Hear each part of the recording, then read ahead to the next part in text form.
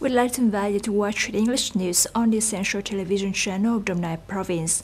Ladies and gentlemen, on July 23rd, on the occasion of the 77th anniversary of War Invalids and Martyrs' Day on July 27th, Prime Minister Phạm Minh Chính attended the Appreciation Conference for those with meritorious services to the revolution in 2024 and a launching ceremony of the Gene Bank of Martyrs, whose information and relatives have not yet been identified.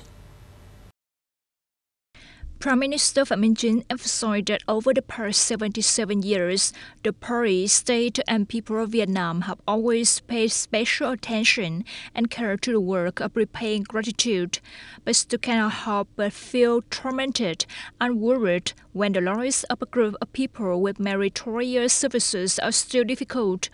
Many martyrs have not yet found their remains and have not been identified.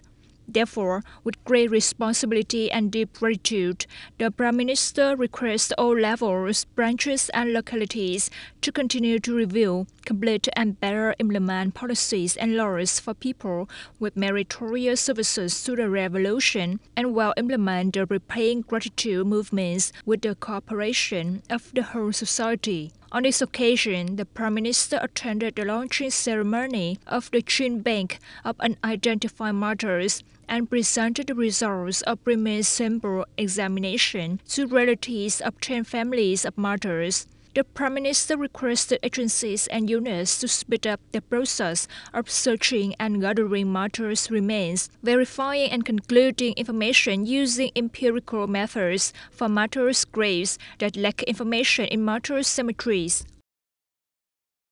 In Đồng Nai, the Central Youth Union Council organized a conference to summarize the Youth Union's work and movement for the 2023-2024 school year, deploying tasks for the 2024-2025 school year. Before starting the conference, delegates spent 1 minute of silence to commemorate Treasury Secretary Nguyễn Phú Trọng. Speaking at the conference, Vice Chairman of Đồng Nai Provincial People's Committee Nguyễn Sơn Hùng commented that in the past school year, the Central Team Council had many directions and implemented many effective activities that contribute to character and ethics education and care for children. Mr. Nguyễn Sơn Hùng hopes that team organizations throughout the country, and Đồng Nai in particular, will continue to receive attention and create more favorable conditions for the Central Team Council to make teamwork and the children's movement in the whole country more effective and practical. At the conference, good practices and new models in teamwork and the children's movement nationwide were introduced through presentations of the team councils of provinces and cities. Also speaking at the conference, Secretary of the Central Youth Union Executive Committee, Chairwoman of the Central Youth Union Council Nguyễn Phạm Duy Trang said that the 2024-2025 school year will have the theme Vietnamese children obey Uncle Ho's teachings, proud of tradition, following in their father's footsteps. Ms. Trang emphasized that youth unions at all levels need to closely follow the fifth to design the school year's program, build a series of activities associated with major events of the country, and the programs of the union organization. The economic situation in Đồng Nai Province in the first 6 months of 2024 is recovering quite clearly. Many businesses have signed new production orders with large volumes. Some have signed production contracts until the end of the year and into next year. According to the Department of Statistics of Đồng Nai Province, total product growth in the area will increase by 6.8% over the same period in 2023. Information from the Management Board of Đồng Nai Industrial Park said that currently 32 industrial parks are operating in the province. The province has attracted 2,132 projects from 43 countries and territories, including 1,483 foreign invested projects with a total investment capital over 30 billion and 340 million USD. Implemented capital reached more than 23 billion USD. Besides, there are 650 domestic projects with a total investment capital of over 81,100 billion Vietnam dong. In the first 6 months of 2024, export revenue of enterprises in the industrial park reached more than $11.7 billion, an increase of 9.7% over the same period, and budget contribution of more than $400 million, an increase of more than 4%. In 6 months, businesses have invested more than $450 million for basic construction and business formation. Currently, Dong industrial parks have attracted over 562,000 workers.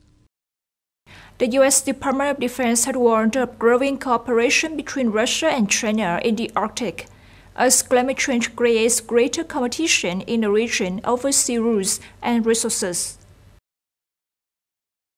Announcing the U.S. Arctic strategy for 2024 to the press on July 23rd, Deputy Secretary of Defense Kathleen Hicks stated, "We have seen increasing cooperation between China and Russia in the Arctic on a commercial basis, with China being the main sponsor of Russian energy exploration. There is also military cooperation. Russia and China conduct joint military exercises off the coast of Alaska. All of these challenges have been amplified because the impact of climate change is rapidly warming temperatures and thinning ice, and it facilitates all of these activities." Responding to the U.S. accusations, Chinese Foreign Ministry spokeswoman Mao Ning said, "The U.S. distorts China's Arctic policy and makes thoughtless comments about China's normal activities in the Arctic, which based on international law." Senior representative in charge of security and foreign policy of the European Union (EU), Mr. Josep Borrell, said that the meeting of EU foreign ministers next month will be held in Brussels, Belgium, instead of Hungary's Budapest, which hosts the rotating presidency. After the meeting of EU foreign ministers in Brussels yesterday, Mr. Borrell explained the decision to change the meeting location because the majority of EU ministers opposed Hungary's stance on the war in Ukraine. Hungarian Prime Minister Viktor Orban visited Russia and China after assuming the EU's rotating presidency this month without the consent of other members. Mr. Borrell stated, "We must send a signal, even if it is only a symbolic signal, that opposing the most important policy of the European Union might have some consequences." Hungarian Foreign Minister Peter Sitrato criticized the EU's change of meeting location. You've just watched the English news on the Essential Television channel of Dong Province. Thank you for joining us, and goodbye.